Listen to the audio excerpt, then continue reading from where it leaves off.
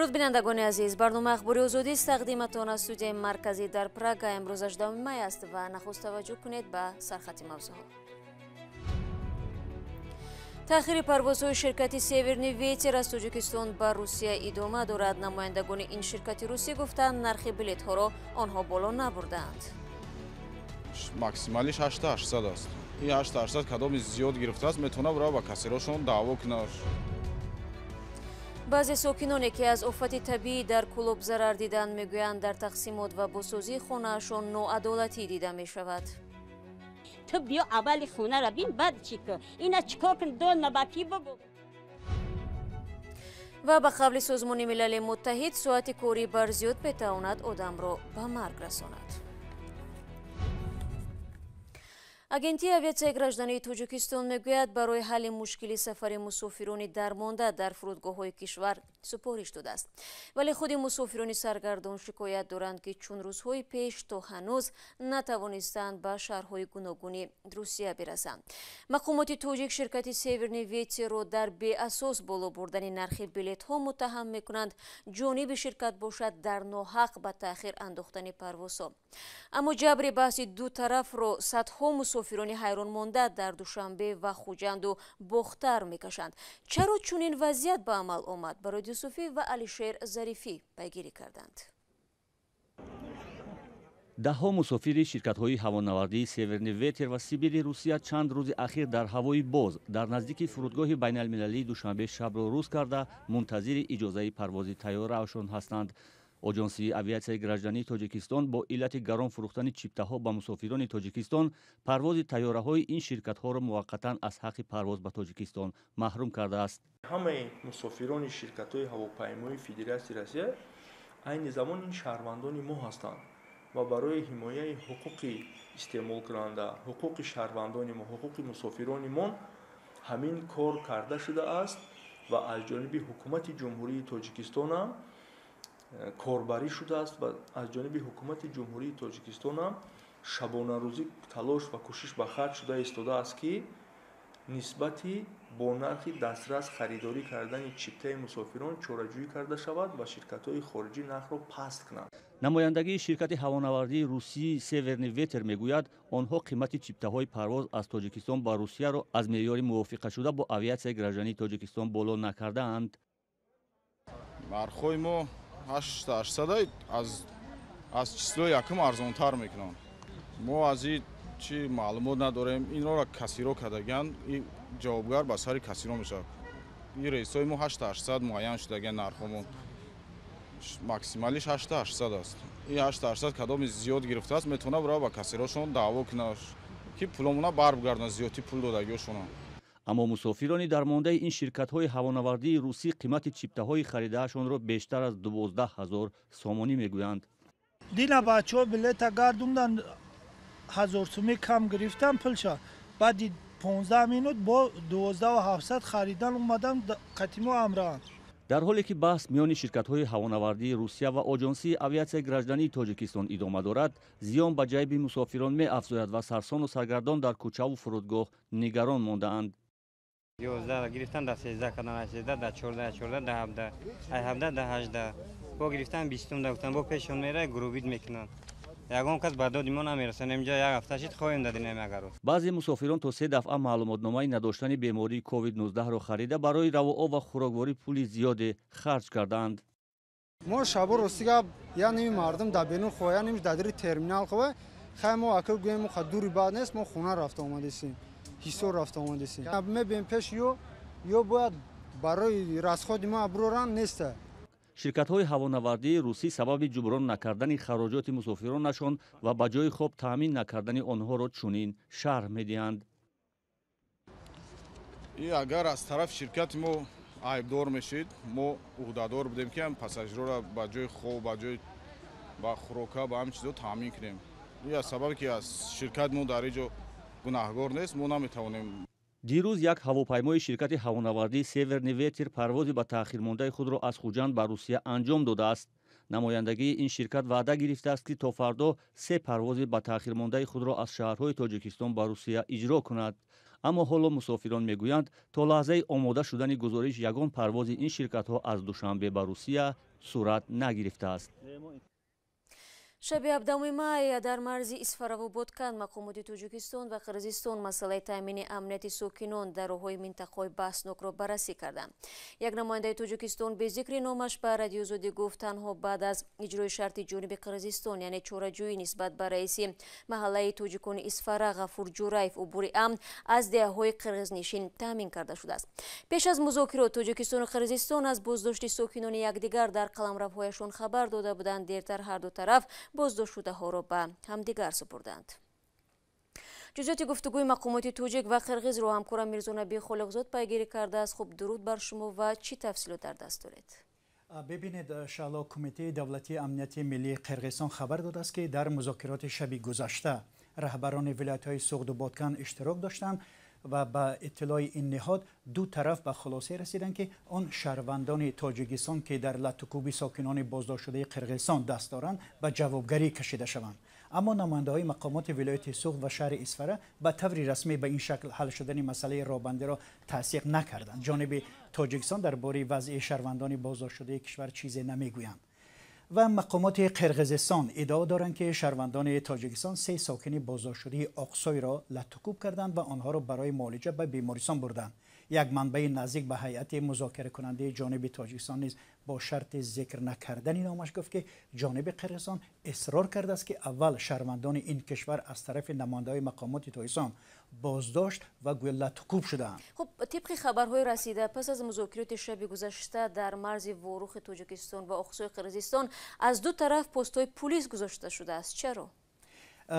درست است شالا. یک روز پیش باشندگان دهات هر دو کشور هم تاجیکستان و هم طرف قرقیزستان از مقامات کشورهای خود تأمین حرکت در راههای نزد مرزی را طلب کرده بودند. آنها مخصوصا از احتمال درگیری ها در راههای نگرانند که از قلمرو دو کشور و همچنین منطقه های بحثناک میگذرند. بخش قرقیزی رادیو آزادی اطلاع داد که از ساعت 7:30 روز سه‌شنبه یعنی امروز ماشین ها در مسیر خواجه اعلی واروخ و اقصای تمدیق حرکت میکنند. چندی از ساکنان واروخ هم و چارکو نیز امروز در صحبت با ما گفتند که وقتی از دهه اقصای میگذشتند آرامی بود و وضع را از دو جانب کارمندان میلیسا نظارت میکردند به حالت معمولی بوده است. نزاع در مرز تاجیکستان و قرقیزستان روزهای 28 و 29 اپریل روی داده بود. مقامات تاجیکستان گفتند که در جنجال اخیر مرزی 19 کس کشته و 87 نفر زخمی شد.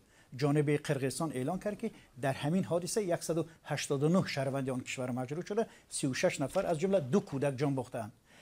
دوشنبه و بیشکک یکدیگر را برای آغاز درگیری مسلحانه ایدار کرده برای تحقیق حادثه پرونده‌های جداگانه باز کرده بودند. تشکر برای صحبت فراگیر. با گذشت یک هفته از ضرر فرآمدن سیل در شهر کولوب همه‌روزه خبرها درباره انتقال کمک‌های بشری از مناطق دیگری تاجیکستان به ساکنان آفاتزاده این شهر نشر می‌گردد. ولی بعضی ساکنان یکی از چنین محله‌های ضرر دیده در صحبت با محمود رحمتزاده گفتند که یا کمک نگرفتند یا آنها را از روی خط کمک گیرنده‌ها بیرون انداختند. بیبی سیاره مرادова نشان می‌دهد که چگونه سیل به خانه‌اش درآمد.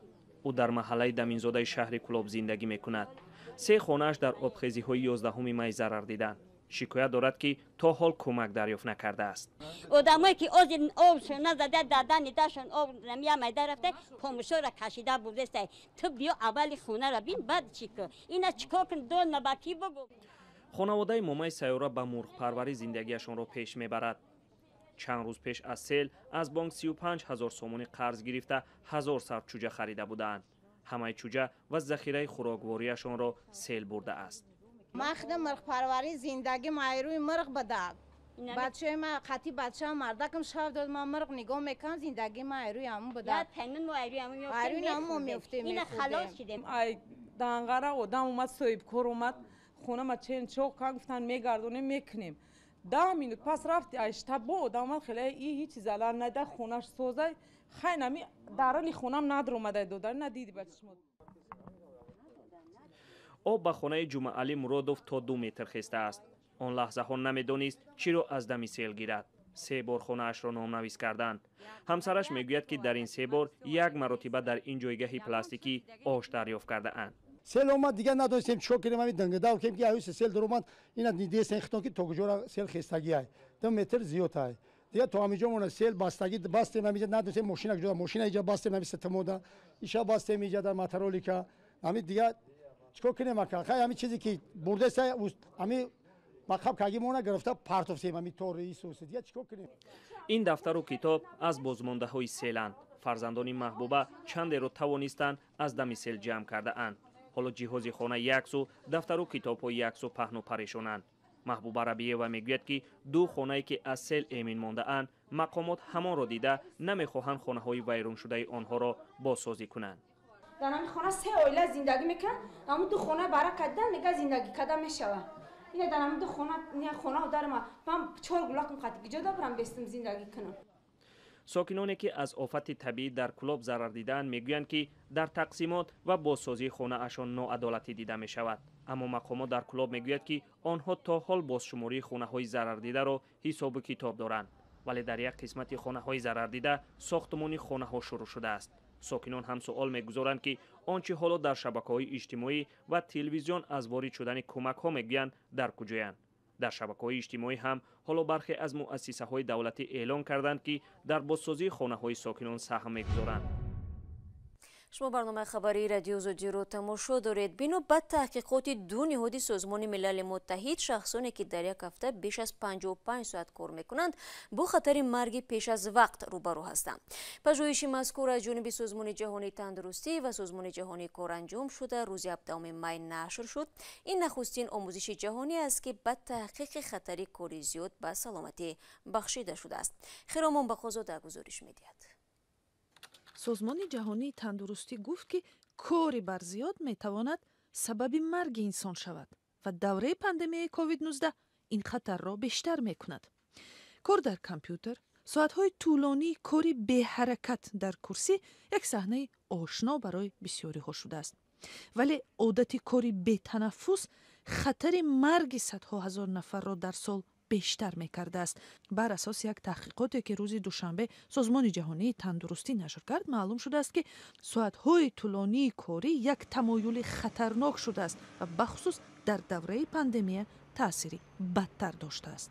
чунин таҳқиқот дар сатҳи ҷаҳонӣ аввалин бор барпо шуд ва маълум гардидааст ки бо сабаби соатҳои тӯлонии корӣ 745 000 нафар аз сактаи мағзӣ ва бемориҳои дил ҷон доданд. Франк Пега, як корманди созмони ҷаҳонии тандурустӣ мегӯяд: бар асоси шаҳодате ки ба дасти мо расид, маълум шуд ки бо шурӯи пандемия дар бисёр кишварҳо соатҳои кории рӯзона то 10% афзоиш ёфт. мо инчунин аз буҳрони иқтисодӣ мегузарем ва ҳам вазъи мардуми коргар дар хонаро дар ин шароит омӯхтем. ҳоло мо дар давраи рақамисозии ҳамагонӣ қарор дорем ва афзоиши рақамишавии кор гирифтани пеши роҳи чунин ҳолатро мушкил мегардонад.